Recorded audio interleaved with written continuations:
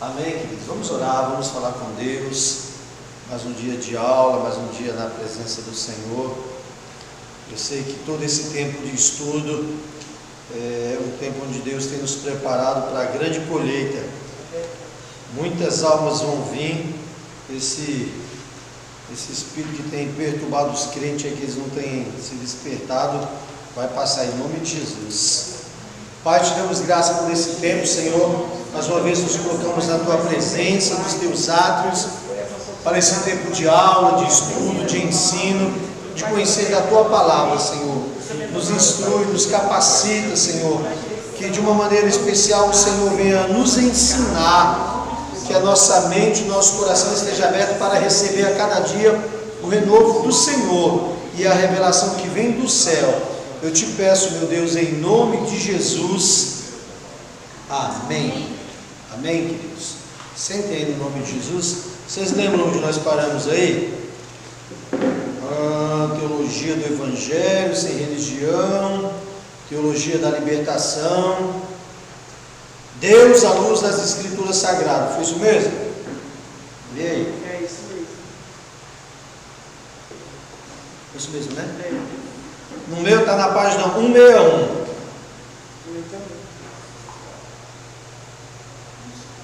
Esse mesmo? 120? 154. Deus à luz das Escrituras Sagradas. Foi isso aí? Eu acho que foi que eu marquei. Amém. Glória a Deus. A importância de nós estudarmos a teologia, especialmente, não a teologia no sentido geral, mas esta matéria de teologia, dentro de todo o conceito de teologia, nós vamos ver um pouquinho mais à frente, algumas dentro dos conceitos teológicos, pontos principais dos pensadores. E aí onde entra essa questão de analisarmos bem as Escrituras, e porque nós mantemos sempre focados na palavra. A teologia sobre a qual versa a nossa didática, o nosso estudo, o nosso ensino, ou a direção de aprendizagem no sentido mitológico, é o assunto acerca de Deus. O assunto é o mais elevado de que é capaz de ocupar a mente humana. Como já estudamos em aulas anteriores, onde vários sistemas, ou seja, várias correntes, ramificações e métodos teológicos têm sido propostos aos quais temos conduzido a homens, e os homens têm suas próprias conclusões, muitas contrárias às Escrituras, conclusões que muitas vezes violam, ao mesmo tempo honra as Escrituras e também satisfaz a própria alma do homem, ou seja, indutivo, intuitivo ou sistemático. Quando nós paramos para estudar e analisar essas linhas, essas correntes, muitas delas querem satisfazer o seu próprio eu. E não tem coisa melhor para a alma do que afago. Você quer testar, conhecer alguém? Prova na alma dele. Se você faz um afagozinho e ele fica todo cheio, então é alma. A alma gosta de ficar sendo bajulada. A pessoa é pecado, não é uma questão de pecado, irmão. Tem o momento certo e a hora certa e quem. Mas a alma, ela gosta de ser acariciada. Vou dar um exemplo para vocês entenderem. No meio de um velório morreu alguém, e esse alguém morreu com Cristo. Morrer com Cristo é tristeza ou é choro? É alegria. Tristeza, alegria, alegria. A família vai sentir a perda? Vai. Os amigos vão sentir? Vai. Mas eu vou me matar junto? Então a pessoa está no desespero. Não podia. E você fala, partiu com Jesus, foi para o céu. Um dia todos nós vamos. Essa é a mensagem, é o que é a fé que pregamos, beleza? Mas a pessoa não se controla. Aí você vai lá e abraça. É assim mesmo, tenha calma. Aí o que ela faz? E quanto mais você fala, mais ela chora. Isso é alma. Porque o Espírito sabe para onde a pessoa foi. A consciência sabe qual foi o destino. A pessoa sabe que um dia ela também vai morrer, mas a alma quer ser acariciada. Muitos dessas correntes, desses intérpretes, eles queriam satisfazer o seu próprio ego.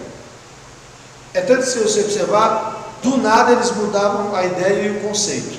Espera aí, se eu estou bem definido, eu sei quem eu sou, eu sei quem é Deus, eu sei qual é a minha posição, quem que me tira? Como está escrito, quem nos separará do amor de Deus? Ah, o pastor ali falou feio comigo, fiquei triste, saí da igreja e fui para o mundo.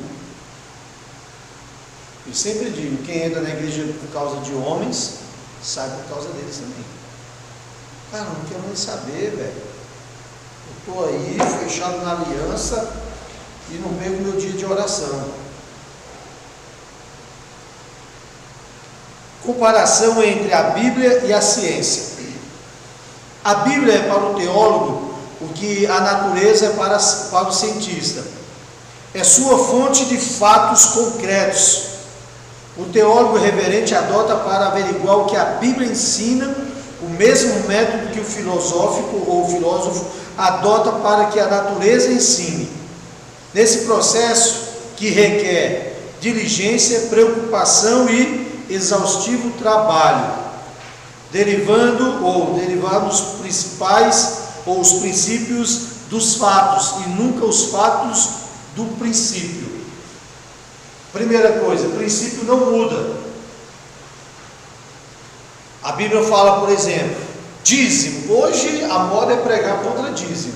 Irmão, pega o teu dízimo, compra de cesta básica, está tudo certo. Não, irmão, não está tudo certo. Acho que está na página 155, na sua, eu acho, é isso? Que na minha está na 162. É isso aí? Obrigado. É que os meninos já tinham visto. Assim como a ciência, ou o cientista que estuda a natureza, seja qualquer área, o fato da natureza, ele se apega ao princípio para entender, a mesma coisa é o teólogo. Eu não posso ferir o princípio, eu não posso tirar a origem. Eu sempre digo assim, você quer conhecer algo, hoje na atualidade, vai para o princípio. Bebida alcoólica, por exemplo. O que a gente não bebe, a Bíblia é clara na passagem bíblica, não se embriague. Mas de que serve a bebida? Qual o fim dela? O que acrescenta? E qual a sua origem? Bom, então eu prefiro não beber. Eu particularmente preferi fazer o voto nazireu, não ponho nada de álcool na minha boca, nada, não sei caldo de cana e beterraba.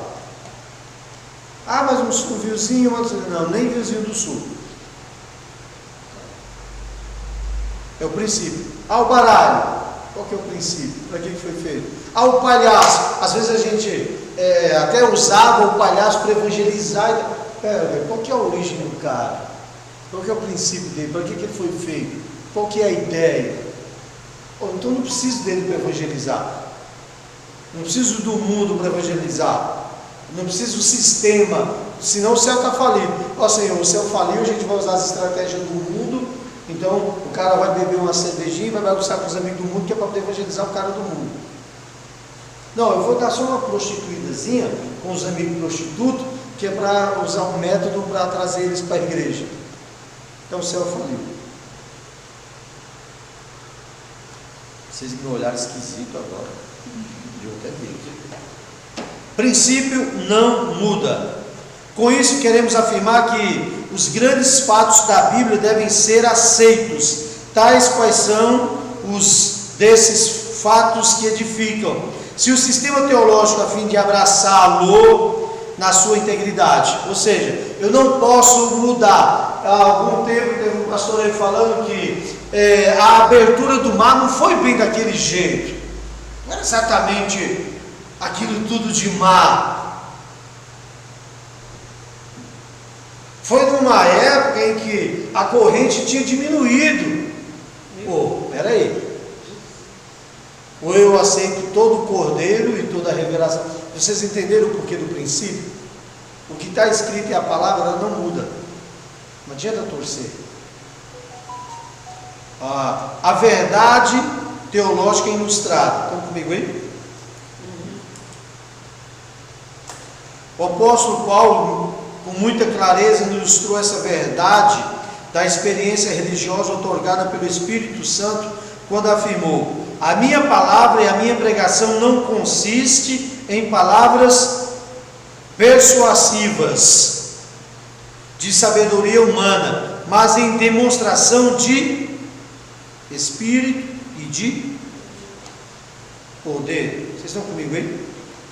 Esse ensino ou demonstração íntima do Espírito Santo limita-se às verdades objetivamente reveladas nas Escrituras Sagradas, não como revelação de novas verdades, mas como iluminação da mente que a torna apta para receber a verdade, a excelência e a glória das coisas que já estavam reveladas. Vou te ajudar a entender isso. Deus me deu uma revelação nova. Não existe revelação nova. Não existe doutrina nova.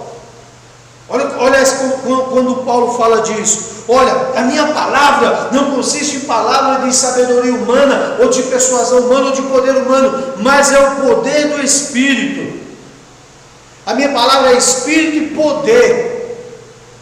Então a revelação que ele traz não é nova, já estava lá, mas é que a nossa mente agora alcançou a maturidade, ou cresceu, ou recebeu uma iluminação, e agora a revelação se fez clara, mas ela estava lá escrita.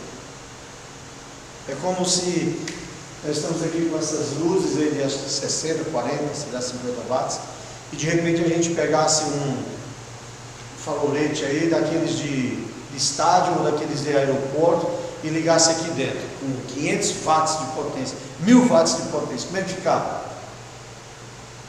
A revelação é assim, ela é progressiva. Como é que a gente recebe a revelação? Aí é onde entra um segredo para nós: estudo da palavra. Se a gente chegar em casa, pegar essa apostila e guardar ela lá, só uma apostila, mas se eu pegar ela e eu começar a anotar, rabiscar, escrever, ler, se eu mexer, estudar, fizer anotação, se quando eu for pregar eu pegar um material, dar uma lida, estudar, trabalhar em cima, então a revelação vai crescendo, crescendo, crescendo. Se não, é só um livro que a gente lê, já é bastante. Os teólogos modernistas que obedecem a dogmas, liberalismo teológico, cognados por radicalistas, são contrários a verdades da revelação divina em toda a Escritura, e afirmam que a Bíblia não é a palavra de Deus. Ela sim apenas contém alguns textos da palavra de Deus. Então me ajude, diga para quem está do outro lado aí: a Bíblia é a palavra de Deus. É por isso que é importante e é necessário conhecer, porque muitos desses caras vão se converter, vão vir para a igreja aí, se não tiver material para ajudar eles. Eu tenho ministrado um rapaz que era messiânico, entrou para o judaísmo de fato, e ele viu um culto nosso tocando chofar, então ele conseguiu me achar, e ele falou: então irmão, você toca chofar, tem que você ficar sem sal lá, e tal, ajeitou nas fotos, eu já vi o de talit, eu falei: vou comprar meu kippah agora. Aí eu falei: então, ele falou: você quer vir no culto? Mas como que é? Vocês são judeus? Eu falei: opa, nasci judeu, vou morrer judeu. Sério? Eu falei: eu sou judeu de Jesus. Se não tivermos conhecimento, em vez de ganhar, somos levados. O que Paulo disse? Fiquem atentos para não ser levados por qualquer vento de doutrina.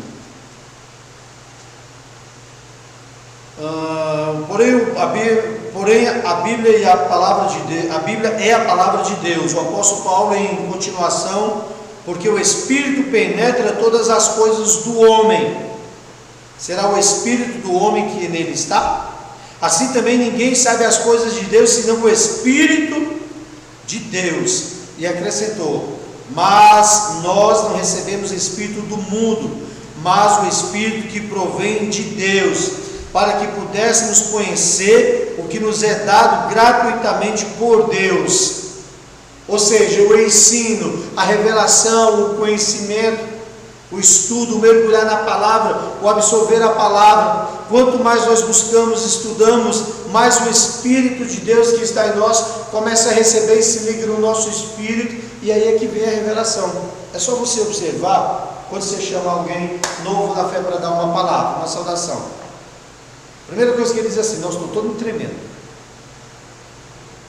Depois de um tempo, às vezes ele vai ler um texto, ele mistura, e ele lê o texto e fala de outra coisa. Mas de repente essa pessoa começa a estudar, escola bíblica, escola de líderes, discipulado, treinamento, seja o que for. E quando ele vai falar novamente, você olha e fala: meu, mudou completamente. Por quê? Eu lembro que nós temos o pastor Denis, que hoje é pastor. Da primeira vez que a gente deu contato para ele, ele chegou na frente e disse assim: eu agradeço a oportunidade em nome de Jesus. Aí abriu a Bíblia, leu, o devocionário, quando terminou, ele falou: eu cumprimento o Senhor, papai do Senhor. E a gente viu. Ele saudou, ele agradeceu primeiro, depois ele saudou. Eu acho que isso é uma saudação casual, a gente que inventou isso mesmo da igreja, que não tem base, coisa de igreja mesmo. Que o irmão chegou, não é obrigado a dizer: Pai do Senhor, irmãos. Ele já cumprimentou todo mundo, mas tudo bem, a gente continua fazendo. Mas hoje você vê o pastor Denis pregar, você fala: velho, como evoluiu? Mas por quê? O estudo da palavra, a meditação da palavra. Às vezes a gente vê, admiramos vários pastores, não é pecado não, gente, tá? E nem imitar. Tem gente falando baboseira aí: mas não tem isso não. Paulo mandou imitar? Domingo eu ia fazer um teste aqui, mas não deu. Não posso falar mais, segredo, domingo eu faço.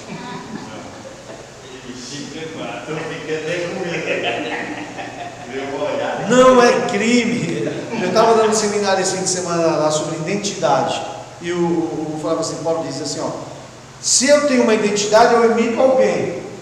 Paulo diz: sede meus imitadores como eu sou de Cristo. Então, se eu tenho um pastor numa igreja, eu faço parte. Qual é a minha identidade? Aquela igreja. Isso é princípio. Então, como que eu falo? As pessoas têm que olhar para vocês e ver garagem em tudo.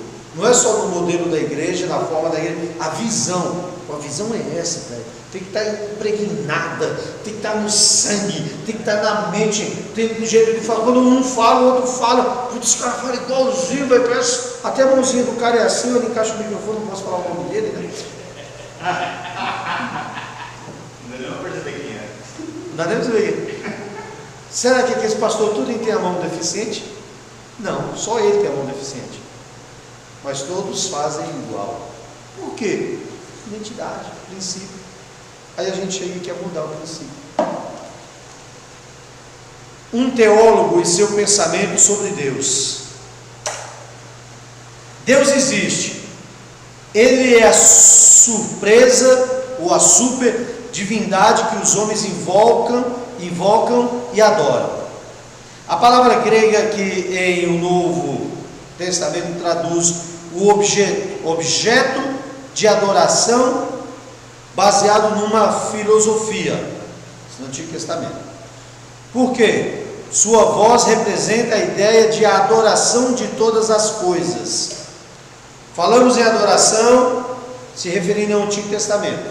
É a ideia de adorar, mas no sentido de todas as coisas. Vocês vão entender já. A palavra Deus no pensamento fé e cristã, ou na fé cristã, designa ou aponta ou fundamenta o Espírito poderoso que é adorado. Não agora adorado tudo. Eu lembro quando a gente era crente normal, não podia dizer que adorava o pão de queijo. Vocês pegaram isso também? Nossa, eu adoro pão de queijo. Não, irmão, não pode. Só pode dizer que adora só a Deus. Vamos distinguir. Quando eu falei aí do Antigo Testamento, essa primeira palavra baseada na filosofia, que eu adoro tudo, é no sentido de gostar muito, amar. No meu caso, eu amo rapadura. Eu adoro rapadura. Não pode adorar. Esse é no sentido geral. Agora, no Novo Testamento, quando se fala adorar, ou essa palavra adorar, é o Espírito poderoso daquele que é adorado. É a ideia primária de Deus, que resume a palavra o deísmo, ou seja, adorar a Deus única e exclusivamente. um foco só nele. Não a ideia, depois a gente vai ver essas ideias do deísmo, teísmo e outros, adorar tudo é Deus. Lógico que a gente sabe que Deus é tudo é Deus no sentido da criação, mas da adoração e da presença não. Tudo é de Deus e tudo é Deus porque Deus fez todas as coisas, mas na adoração não. Os planos da natureza nos ensinam somente o que Deus necessariamente é, e que, em virtude de seus atributos essenciais, Ele pode fazer. Somente uma revelação especial de sua pessoa pode nos assegurar o seu infinito amor, libertando-nos da culpa e abençoando-nos com a sua docíssima comunhão. Ele é para o que a revelação plena da graça, a totalidade da redenção da humanidade, sem manifestar-se necessariamente, era que ele se desvendasse, ou seja, se mostrasse positivamente do modo que a sua existência é. Para quê? Pelo qual ultimamente se manifestou, incluindo na unidade de ser a distinção da sua pessoa, Pai, Filho e Espírito Santo.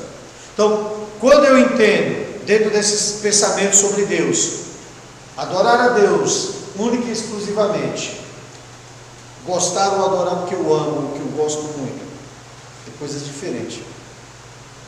A minha adoração chega a tal ponto que Deus se manifesta quem Ele é.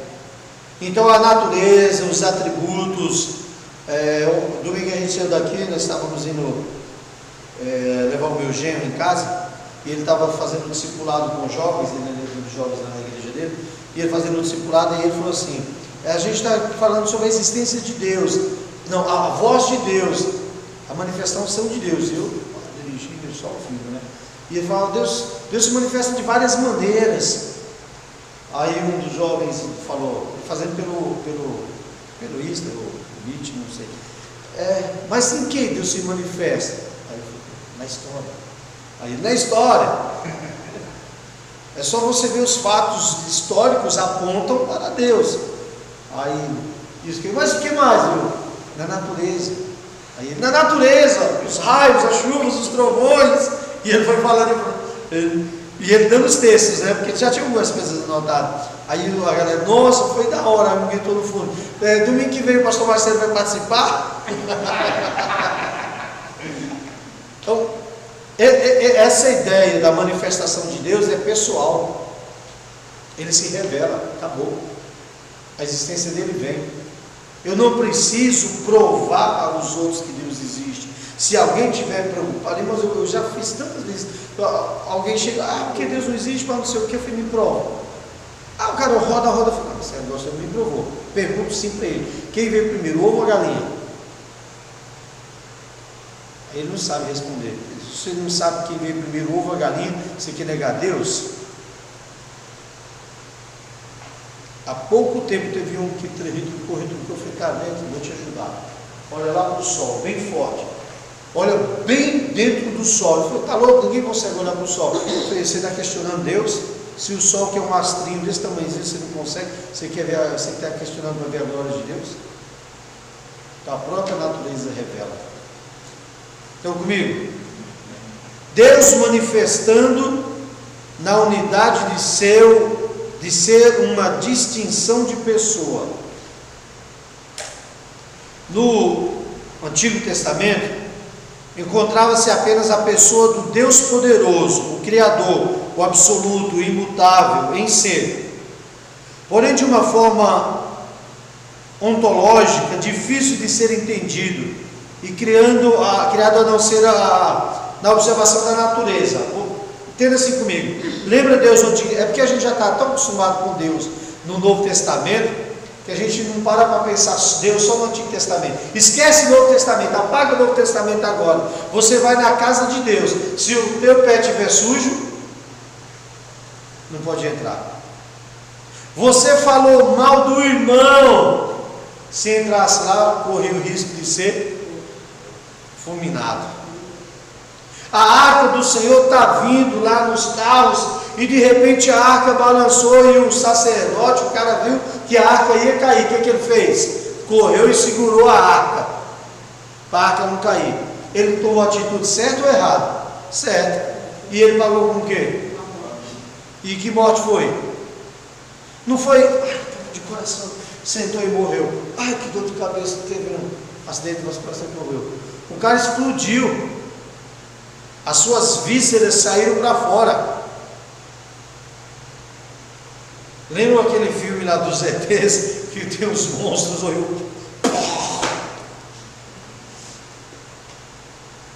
Que imagem que você tem de Deus? Aí a gente traz Deus, oh, Deus é pai, Deus não sei o que. Moisés, vou matar esse povo todinho, velho. Vou acabar com eles, de você eu vou fazer uma nova nação.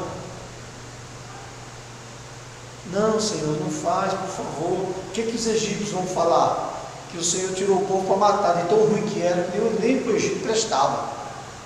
Por favor, Senhor. Vocês estão entendendo Deus no Antigo Testamento? Não é que Deus mudou, não, é que a revelação, o entendimento no Antigo Testamento, a distinção de Deus no Antigo Testamento era essa.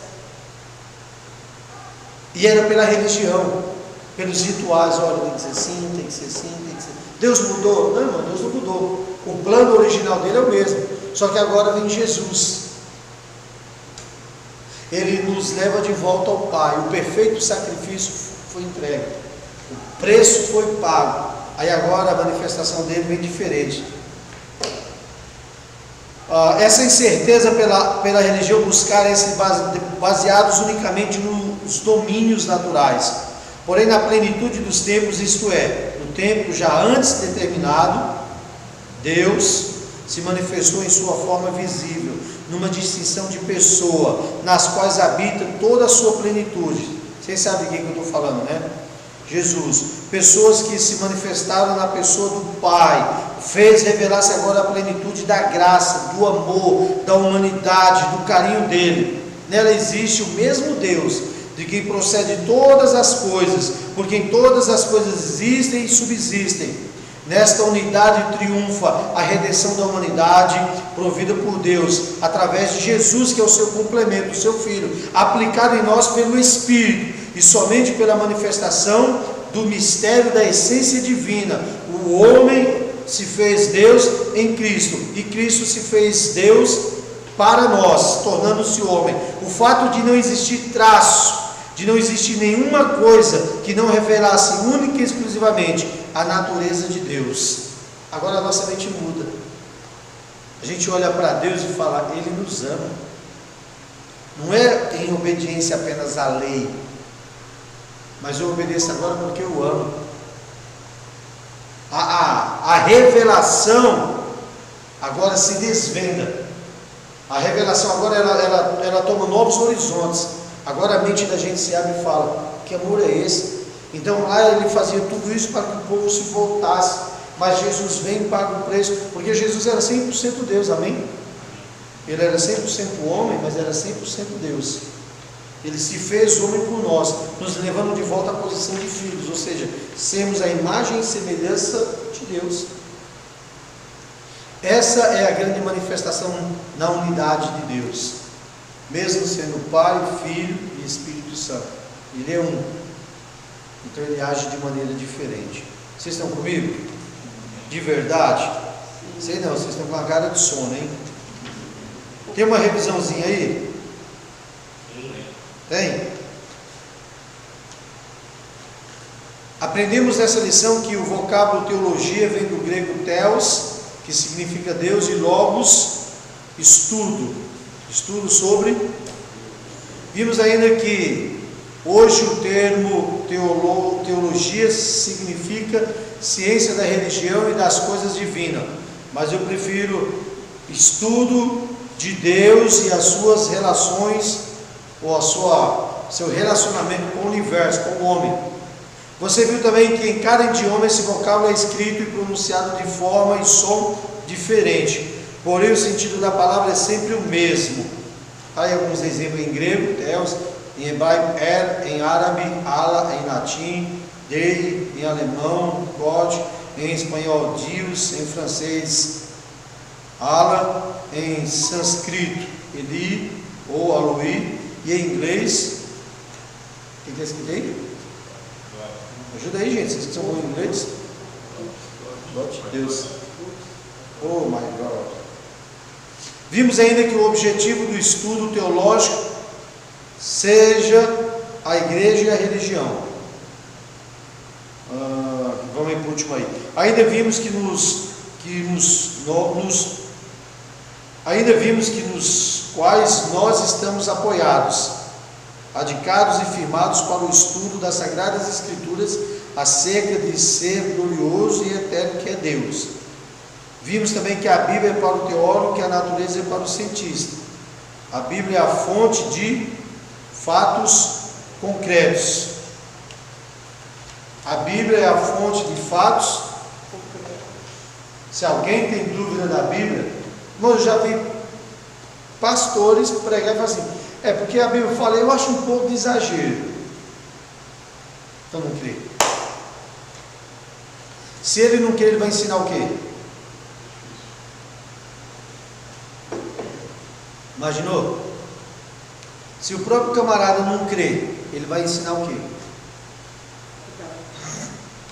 A existência de Deus declarada. Estão comigo aí? Segundo os conceitos filosóficos, amar a sabedoria. Filosofia é a ciência geral dos princípios e das causas. Guarde bem isso. Filosofia é a ciência geral dos princípios e das causas. Na extensão do termo, é o sistema de princípios práticos e teóricos englobados certa ordem de fatos e procura explicá-los. Compreende o conjunto de estudos relativos ao espírito, separados daquele que se refere à natureza. Abrange igualmente o ensino da lógica, de metafísica, da moral e da psicologia. Resumo: filosofia é a sabedoria, a razão, a elevação espiritual situada ou situando o homem acima dos acidentes da vida, dos falsos preconceitos ou opiniões do povo. Aí no finzinho desse parágrafo está aí. Na antiguidade eram considerados sábios os homens possuidores de cultura. Entretanto, Pitágoras, no século VI a.C., transferiu esta denominação de amigo do saber, que significa etimologicamente amor à sabedoria. Daí o termo philos, ou filho mais sofia. Quando falo de filho, eu falo de quê? De amor. Amor ágape, amor philos e amor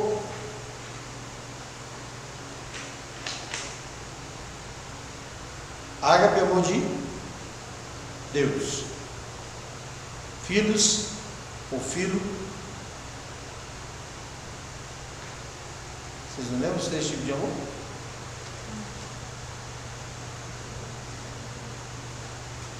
Eu vou deixar para depois, vocês pesquisarem, vou falar mais. Então esse filho é amor. Sofia estudo ou sabedoria do amor.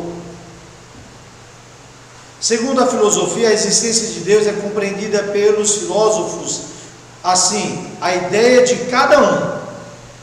Então, pela filosofia, cada um tem a sua ideia de quem é Deus. Segundo as opiniões filosóficas sobre a existência de Deus, encontraremos na teogonia filosófica uma luta constante desses.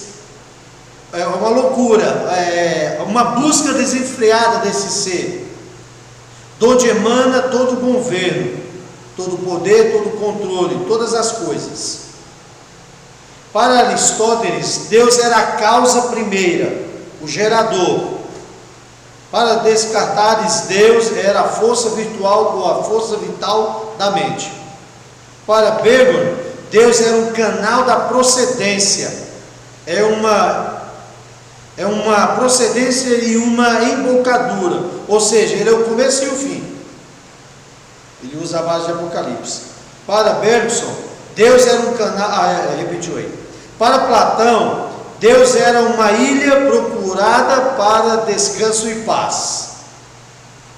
Referindo-se à ideia de Deus, exclamou Sócrates: uma coisa eu sei, que nada sei. Então, eu estou citando esses filósofos, a linha de pensamento vocês conhecem, mas eu não vou me apegar aí, porque essa é a diferença do nosso curso.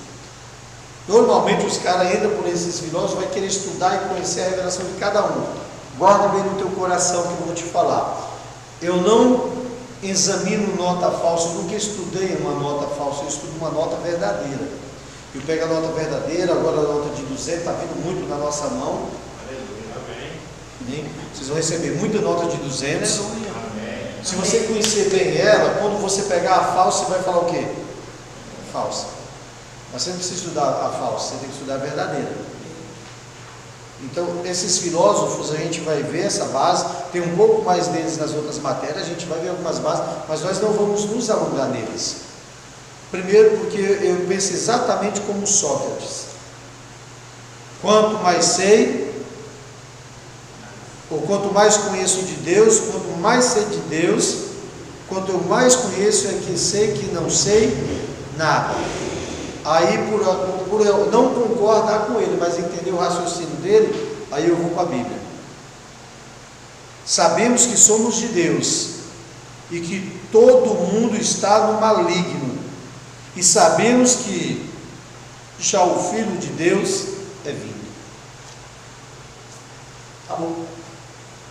Toda a filosofia deles cai por terra, porque eu sei quem é Deus, eu sei que Deus veio, eu sei que Deus enviou o seu Filho e acabou. Alô?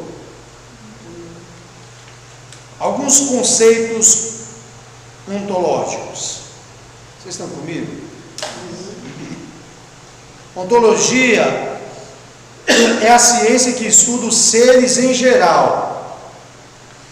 Teoria ou ciência que estuda o ser enquanto ser, considerando em si mesmo, independentemente do modo pelo qual se manifesta através de uma forma ou de um corpo. Em regra geral, a ontologia encara o ser, absoluta força, faz girar o universo em uma dialética ou lei constante, perfeita, que o homem natural é difícil de entender, a não ser que decida espiritualmente. Ontologicamente, a existência de Deus é provada através de métodos. Anselmo, um grande vulto da teologia medieval, usou um método muito importante pelo qual ele declarou que o homem finito podia conceber de Deus o ser infinito, e por conseguisse, o que não podia conceber, daí o método concebível e inconcebível. Ele quis dizer que o homem natural pode alcançar e conhecer toda a revelação de Deus, e é verdade. Você tem pleno acesso. Vamos lá. O véu do templo foi rasgado e foi nos dado livre acesso. Essa é a oportunidade. Esse é o momento que Deus nos dá. Aquilo que era inconcebível, aquilo que era impossível para o homem, por não obedecer à lei. Lógico que a gente sabe, o sacrifício de Cristo, é por Cristo que foi pago o preço, o resgate veio dele, sabemos de tudo isso, mas a questão que nós entendemos aqui é que nós temos o acesso ao Pai, nós temos a revelação ao Pai.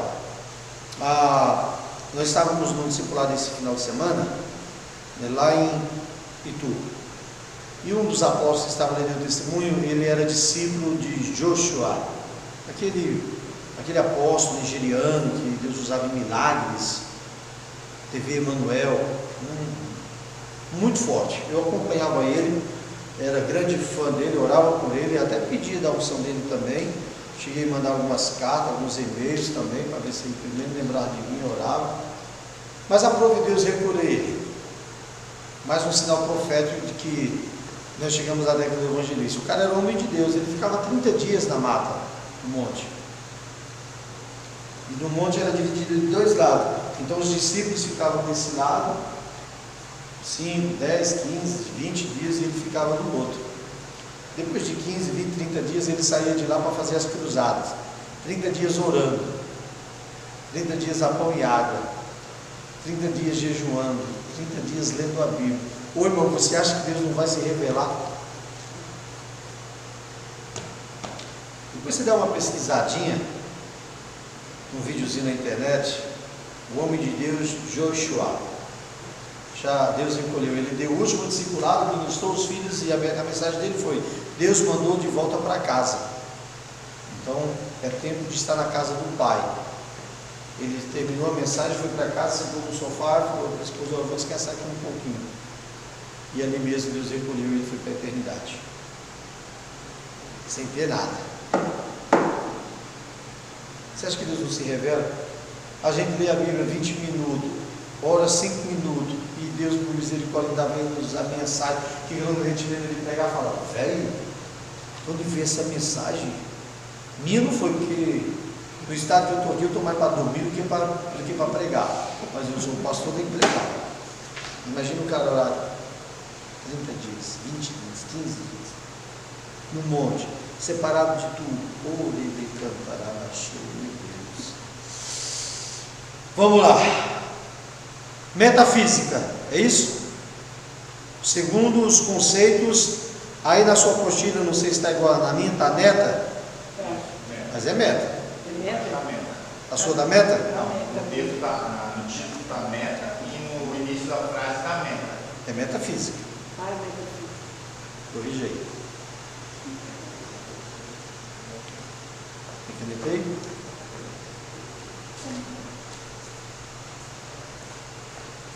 Vou corrigir, porque depois a gente precisar, né? Vai estar chamando o irmão de neta.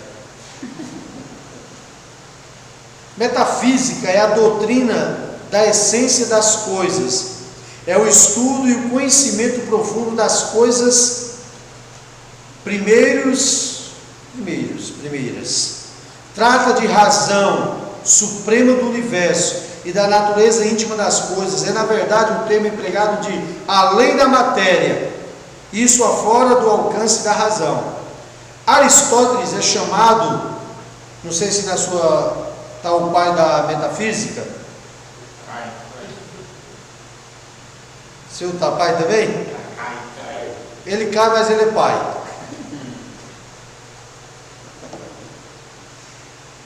Não fui eu, gente, foi na gráfica, porque fui para lá. Pai? Pai. Ele cai, mas ele é pai. Pessoal da guerra estava dormindo. Você não tem tanto de coisa, tanta coisa que eu mando para eles lá. Eu anoto, depois eu faço um rascunho e marco a página, o capítulo é onde está, aí mando para eles, depois eles ficam, vocês falaram que é para observar, então, pelo menos nas próximas já vem corrigido. Aristóteles é chamado o pai da metafísica. Como disposição do raciocínio lógico, procura atingir a realidade mais profunda que se acha por trás do físico. Daí a origem do termo metafísica. Emmanuel Kant, pensador, teólogo e filósofo alemão, subdividiu a metafísica em teologia, cosmologia e psicologia racional, que trata das coisas referentes a Deus, do mundo físico e dos seres mortais. Os grandes vultos no campo da metafísica foram, em síntese, a metafísica trata da razão suprema do universo de Deus e dos seres em geral. Para descobrir a existência de Deus através da metafísica, Emmanuel Kant usou uma regra muito importante: a priori e a posteriori. Vocês já ouviram esse termo a priori? Ele é muito usado na área da medicina. É bem antes. A priori, a primeira, o que tem que ser feito logo, a necessidade fundamental, o ponto principal. A priori e a posteriori, isto é, Deus como princípio e como fim de todas as coisas que existem, visíveis ou invisíveis. Então, para se explicar a regra da metafísica, a priori, isto é, Deus é o princípio e a posteriori, ele é o fim. Entendeu? Isso? camarada precisava explicar segundo o conceito da metafísica.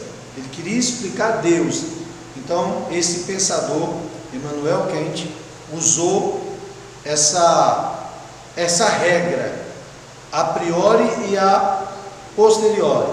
A priori, Deus é o princípio, Ele está acima de tudo, Ele é o primeiro, e Ele é o fim de todas as coisas, visíveis e invisíveis. Então Ele é o primeiro, que a Bíblia diz, Ele é o alfa e o ômega. Então, para que se explicasse pela metafísica, ele precisou dizer assim: olha, existe um princípio, Deus, Ele é a priori, o primeiro, Ele é a essência. Depois dele vem a posteriori, invisível e visível, ou seja, anjos, arcanjos, todos os seres espirituais e também o que existe na terra. Ok? Vamos tomar um cafezinho para vocês acordar? 5 minutos. Vamos lá.